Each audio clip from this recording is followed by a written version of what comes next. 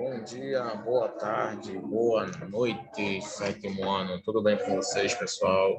Espero que sim. Professor David aqui. Vamos iniciar mais uma aula de português. Hoje, nosso conteúdo de gêneros textuais. Vamos dar continuidade ao estudo sobre os gêneros da língua portuguesa. São vários os gêneros textuais. Na semana passada, nós finalizamos o assunto de mito, onde foi atribuída a vocês uma atividade onde vocês deveriam realizar, produzir um mito, criar um mito, considerando todas aquelas características. Tá bom? Até então, no Flashzap, eu recebi apenas uma resposta. Vou ler aqui o mito para vocês, que foi produzido, e em seguida nós iniciaremos um novo gênero textual, que é a crônica, conhecidíssimo, de suma importância na língua portuguesa, em provas, vestibulares, Enem e tudo mais. Tá? Além de ser uma leitura muito agradável, uma leitura bem prazerosa, de vocabulário simples, de estrutura simples, e de fácil identificação e interpretação, por normalmente se relacionar com fatos do nosso cotidiano. Tá bom? Então, a crônica é o gênero textual que nós estudaremos agora. Tá? Muito legal de se estudar, muito interessante. Com certeza vocês vão gostar. Beleza? Peço que vocês peguem seus livros de gêneros textuais, o livro fino, como vocês já sabem, e abram no, pessoal, na página 36, onde vamos introduzir o nosso assunto, o nosso gênero textual, crônica. Hoje leremos um texto, realizaremos uma atividade e na próxima aula nós faremos a análise das características e da estrutura da crônica.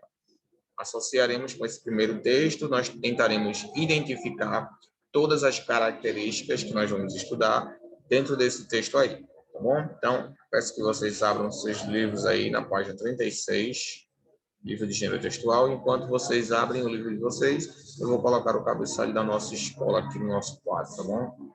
Página 36, gêneros textuais.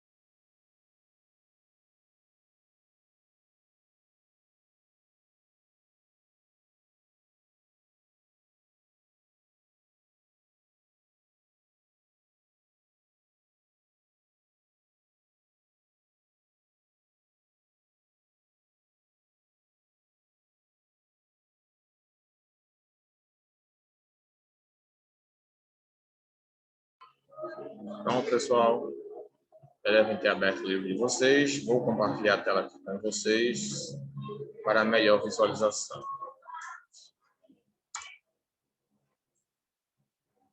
Aqui temos a nossa tela, a introdução.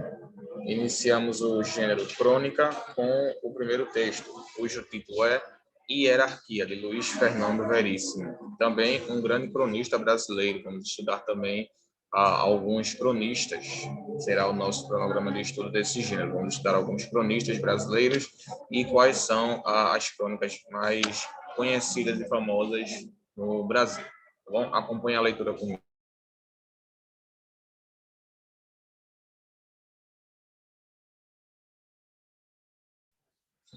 Vamos lá acompanhar a leitura comigo. Deveria haver, em todos os setores de atividade, a mesma hierarquia que existe entre os militares, os religiosos e os espiões ingleses. Assim, você e eu iríamos subindo de graduação em graduação. Da mesma maneira que, por exemplo, o pároco passa a padre e depois a bispo. E existe?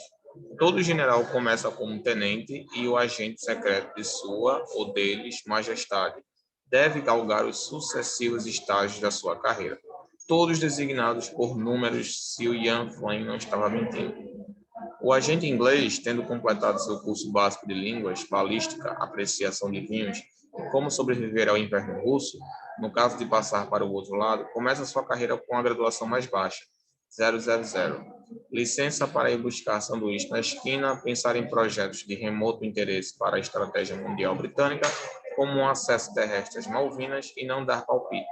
Depois passa, uma a uma, para as graduações superiores, 001, licença para passar mal do inimigo, 002, licença para rogar praga contra o inimigo, licença 003, licença para passar trote por telefone na embaixada do inimigo, 004, licença para assustar o inimigo, 005, licença para usar objetos rombudos do inimigo, deixá-lo inconsciente e muito irritado, 006, licença para aleijar, 007, licença para matar, 008, licença para ficar no escritório, usar o lavatório executivo e mandar um 000 buscar um sanduíche na esquina. Todas as profissões deveriam ser assim. Não haveria apenas um aprendizado ou um simples avanço na carreira. De contínuo a ajudante de escritório, a subgerente, a noivo da filha do diretor, a dono de tudo. Mas uma lenta e criteriosa acumulação de méritos. E no caso de profissões perigosas, como instrutores de artes marciais e escritores, a medida facilitaria o controle das autoridades. É impensável que qualquer pessoa possa escrever o que bem entenda e até publicar o que escreve, sem nenhum regulamento. Ainda mais sabendo que a palavra escrita tem um poder de persuasão equivalente a um golpe de karatê no ouvido. O escritor deveria ter alguma coisa parecida com um porte de armas, e seu licenciamento progressivo deveria obedecer a uma hierarquia, quase britânica, por exemplo, 000, licença para riscar paredes e costas de envelopes. 001, licença para fazer versos. 002, licença para fazer contos imitando mal o Guimarães Rosa. 003, licença para inventar o realismo fantástico. 004, licença para usar o etc. E a fiscalização seria severa. Para ter o direito de ocupar essa expansão de bom e caro papel de jornal, eu teria que ter a minha documentação sempre em ordem e respeitar as suas determinações. Senhor Veríssimo, sim, minha identificação. Sou fiscal da Academia Brasileira de Letras, seção de defraudações. Eu andei fazendo alguma coisa errada? Aqui está, sou 006, licença para dar palpite, mesmo quando ninguém pode. Posso mostrar meu atestado de antecedentes também. Comecei fazendo texto para folhinhas, você sabe, segunda, terça, quarta. Nós sabemos, sua licença não é 007. 007? Licença para usar o ponto e vírgula? Não, mas recebemos uma denúncia. O senhor usou um ponto e vírgula em 2 ocasiões semana passada. E outra coisa, o quê? Essas crônicas com muito diálogo. Sim, também não pode. O quê? É um recurso para chegar ao fim da coluna mais depressa, escrevendo menos. Mas está previsto na regulamentação. É proibido. Hein? Chega. Não cairemos no seu jogo. Por enquanto, fica só o aviso. Se o senhor persistir, seremos obrigados a multá-lo, lacrar sua máquina de escrever e embargar seu Aurelião. O senhor teria que recomeçar a profissão de baixo, escrevendo grafite em parede de banheiro público. Cuidado. Nossa, interessante, né? Eu só consegui construir o sentido do texto ao decorrer da leitura. No início eu estava um pouco perdido para saber ao que essa crônica, na verdade, estava se referindo. Está fazendo como se fosse uma crítica, uma alusão às questões das hierarquias profissionais, onde o aumento de cargo parece diminuir a responsabilidade, onde chega um certo nível em que você não tem tanta responsabilidade mais, além de pedir coisas bestas, né? Coisas simples, como, por exemplo, o supervisor, o 008, que deveria ser o mais importante, ele manda apenas a única função dele é pedir o 000 para buscar um sanduíche na esquina. E aqui ele já faz uma alusão com o português, com os escritores, como se fosse fiscalizando a sua escrita. Ele critica aqui o uso de frases pequenas, utilizando ponto e vírgula, no intuito de fazer com que o texto fique maior, só que com menos palavras. Bem menos palavras, né? Bom, muito bem, pessoal. Agora a gente vai para a página 38, e vamos responder às questões aí propostas, beleza? Acerca ainda da crônica. No primeiro quesito, nós temos aí: nessa crônica de 1985, o autor refere-se à profissão de escritor como perigosa, comparando-a de instrutor de artes marciais. Na sua opinião, por que para ele escrever é uma profissão perigosa? Bem, essa é uma resposta pessoal, gente, mas eu sugiro que vocês analisem o período histórico. Essa crônica é de 1985. Então, nesse período aí de 1985, a gente sabe que, historicamente, foi o término do regime militar. Então, quais eram as características do regime militar, de acordo com os livros de história? Era a repreensão de pensamentos, a repreensão de liberdade de expressão. Eles repreendiam todo tipo de manifestação mental ou física, ou seja, as pessoas não tinham o direito de se expressar. Por isso, o escritor ele era considerado como uma profissão de perigo, uma profissão perigosa, pelo fato de não ter direito de se expressar e podendo ainda até eventualmente ser punido por tentar se expressar através da escrita. Então, esse é o motivo do autor aí considerar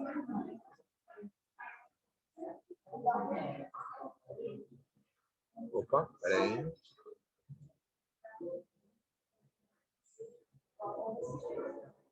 Considerar perigosa, pronto. Tem um probleminha aqui, perdão. Vamos lá. Segundo, por que para o autor o ato de escrever requer uma regulamentação rigorosa, tal qual um porte de armas? Porque para ele, pessoal, escrever tem que ser tão regulado, tem que ter toda aquela fiscalização.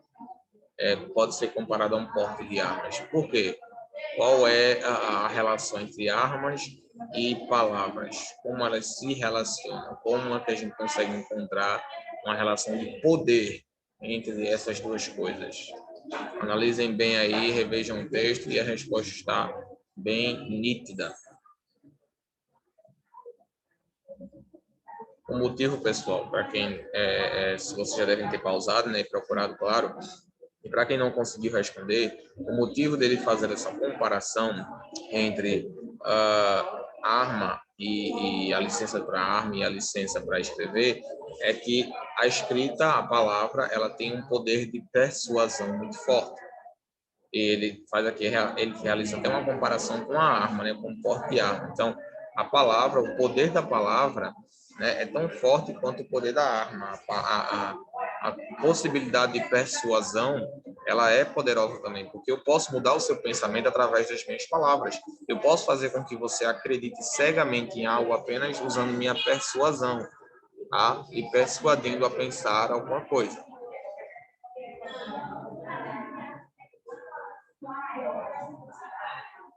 Ó, tá vendo aqui? Resposta, pronto. Então, essa é a resposta aí, botem aí no livro de vocês, porque as palavras podem ter um grande poder de persuasão. Por isso que ele a compara com a arma. Aí vamos para o texto, o terceiro aqui que diz o seguinte: substitua no trecho a seguir a palavra destacada por outra de sentido semelhante. Então, vamos substituir essa palavra aí, determinações, por um sinônimo de uma palavra que pode substituir, uma palavra que pode substituí-la sem alterar o seu significado, sinônimo. Eu teria que ter a minha documentação sempre em ordem e respeitar as suas determinações. E aí? Qual é a palavra que poderia substituir determinações nesse contexto aí?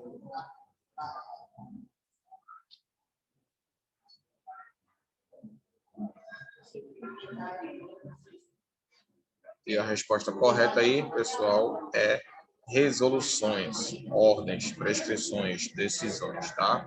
É a resposta correta. A gente poderia substituir determinações por ordens, tá bom?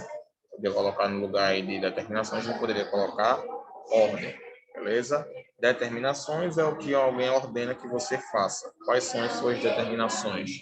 Minhas ordens, minhas obrigações, tá bom? Muito bem. Vamos agora para o quarto.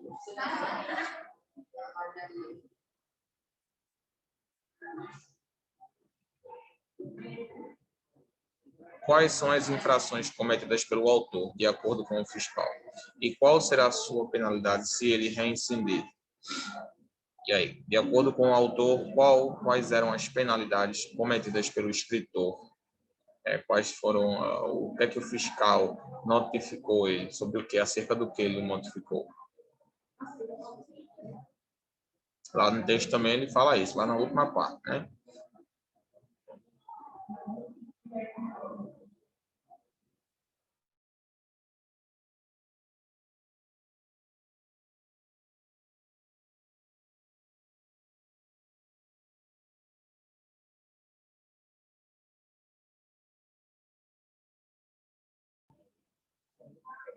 E a resposta aí, pessoal, vocês que já devem ter pausado o vídeo, devem ter procurado, a resposta é: a penalidade e as infrações cometidas por ele foram justamente que ele estava utilizando muito ponto e muita vírgula a fim de aumentar o número de linhas do texto sem precisar utilizar muitas palavras, né?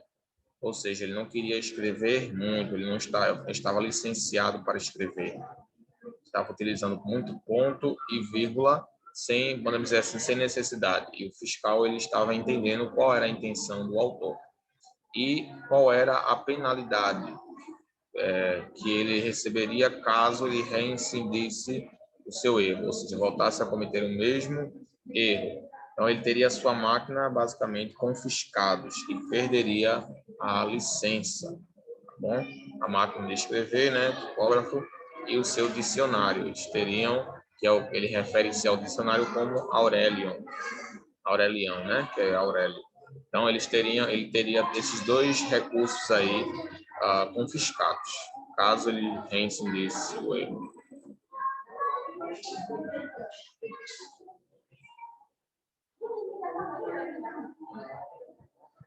Quinto, é impensável que qualquer pessoa possa escrever o que bem entenda e até publicar o que escreve, sem nenhum regulamento.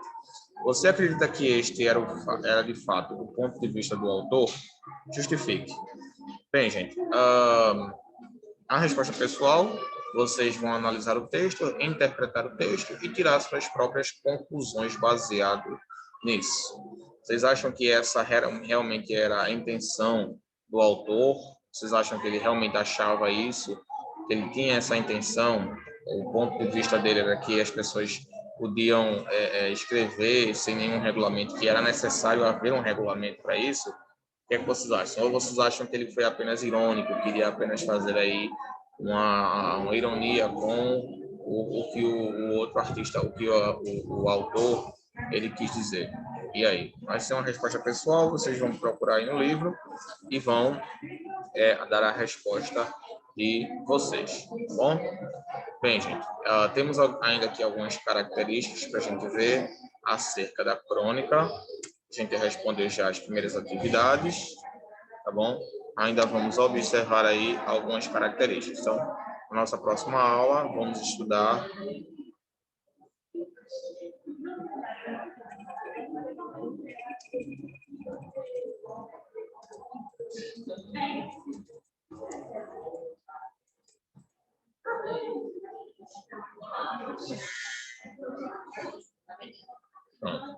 até então, quais foram algumas das características que, ao lermos esse texto, nós conseguimos identificar? Não apenas esse, mas nos textos a seguir. Nesse gênero aí nós temos dois textos, exatamente. Nós temos dois textos. O primeiro texto é o que nós acabamos de ler, a hierarquia, e o segundo é a fome negra. Se vocês perceberem, todos os textos se referem a situações do nosso cotidiano, tá bom? Se referem a coisas do nosso cotidiano. E essa é justamente uma das características da crônica, talvez uma das mais importantes.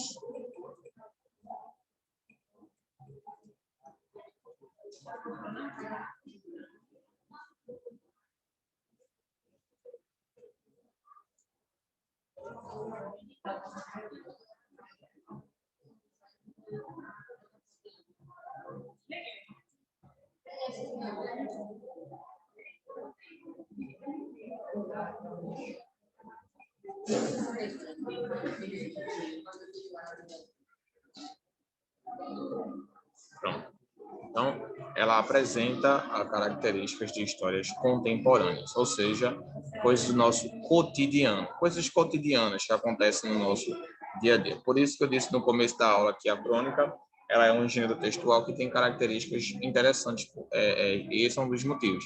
Uma leitura simples, uma leitura fácil de interpretar justamente por se referir a coisas do nosso cotidiano. Como eu falei para vocês, nesse texto aí, eu só consegui identificar o seu sentido quando eu cheguei nessa parte, onde ele associa com coisas do nosso dia a dia. Beleza, gente? Então, ó, a gente vai ficar por aqui nessa aula. Na próxima aula, a gente vai estudar mais sobre as características da crônica, tá bom? Que são muitas, ainda nós precisamos ainda ver. Vamos falar também sobre os artistas. Deixa eu colocar aqui. Próxima aula.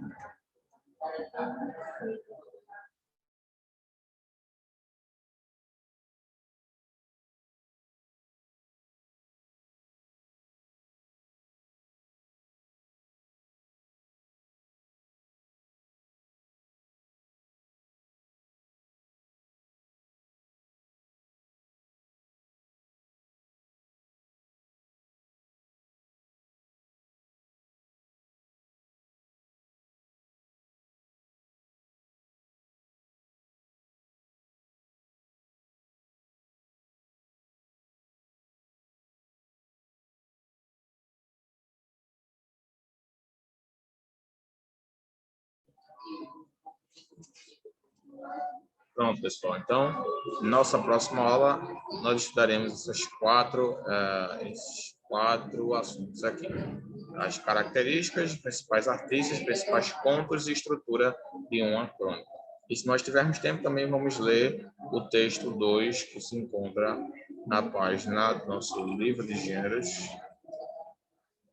39. Então, página 39, vamos também ler esse texto aí. Beleza, pessoal? Espero que vocês tenham entendido, espero que vocês tenham gostado de estudar a crônica desse texto aí, tá bom? Qualquer dúvida que vocês tiverem, estou à disposição de vocês no WhatsApp. Se quiserem adiantar a pesquisa, pesquisar sobre isso daqui, seria bom, seria interessante, tá bom? Deixa eu ver se eu consigo visualizar a leitura do mito agora. Como eu disse para vocês, só recebi uma atividade até então, tá? Devido à qualidade da imagem, acho que eu não vou conseguir visualizar, não. Quem mandou para mim aqui foi Mesquita, Eduardo Mesquita. Até então foi o único que mandou, mas eu não consegui visualizar devido à qualidade da imagem. Então, na nossa próxima aula, se ele já tiver reenviado para mim, a gente faz a leitura aqui do mito, tá bom? Porque na última aula a gente finalizou o gênero mito e eu solicitei que vocês produzissem um mito em casa, beleza? Mas na próxima aula, se estiver melhor, a gente pode fazer essa leitura. Bom, gente, vou ficar por aqui. Qualquer dúvida, vocês já sabem, estou à disposição lá no Flashzap, beleza? Tenham uma boa semana, uma ótima semana para vocês. Deus abençoe, bom descanso e qualquer dúvida podem ir lá no Flashzap. Vejo vocês na nossa próxima aula semana que vem. Tchau, pessoal, e até a próxima aula.